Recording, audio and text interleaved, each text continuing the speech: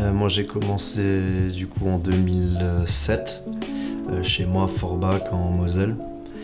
Après je suis arrivé à Strasbourg, donc en 2009.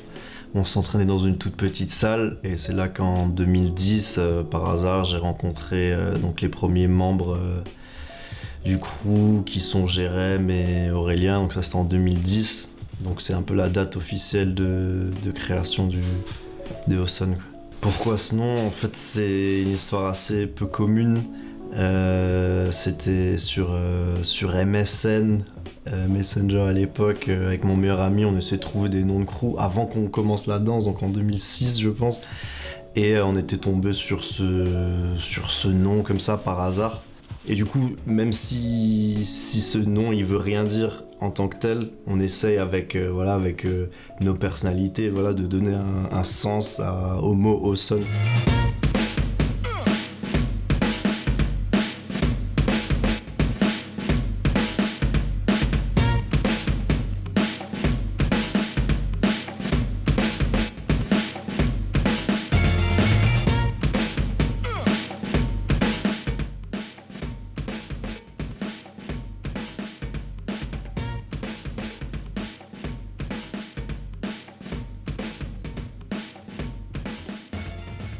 En fait, j'ai commencé le break, personnellement pas pour, au final, c'est pas que je voulais faire de la danse, c'était plus pour le mouvement hip-hop. Et quand on connaît pas vraiment la discipline, on pense que c'est que les moves impressionnants, ce qu'on appelle les phases, les power moves, qui disent voilà, ce gars il est fort parce qu'il sait faire plein de gros moves, mais on oublie un peu la composante du style. Et c'est le style qui au final est le plus dur à avoir. Quelqu'un qui a un bon style, c'est tellement rare. Au final, c'est pas donné à tout le monde, alors que des power moves, ça reste un petit peu quelque chose que tout le monde peut avoir, parce que il y a un petit côté un peu mathématique, tu les répètes, et un jour tu sauras les faire.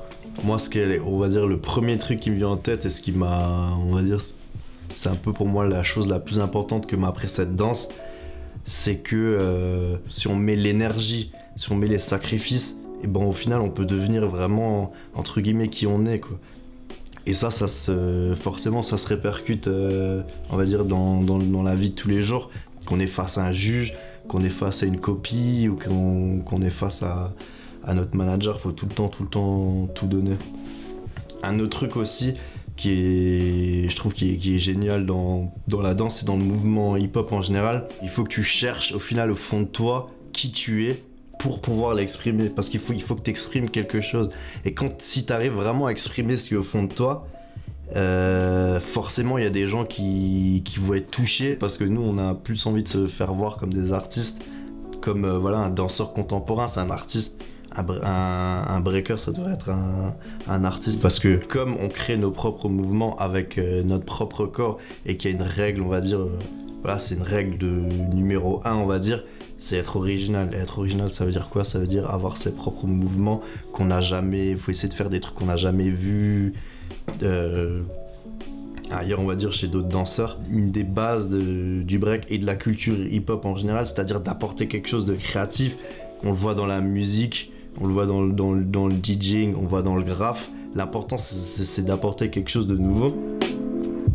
En fait, il y a des danseurs qui ont effectivement une palette, on va dire, de danse assez variées, qui ont fait soit d'autres danses dans le mouvement hip-hop, donc le pop, le locking et new style, ou même qui sont allés chercher encore plus loin et qui font de la danse contemporaine, ou même des danses de couple, ou qui ont vraiment un éventail de styles de danse variés. Et du coup, des fois, ça donne des trucs vraiment originaux, des trucs vraiment sympas, et ça change au final du danseur de break un peu classique qui a parfois un style un peu générique,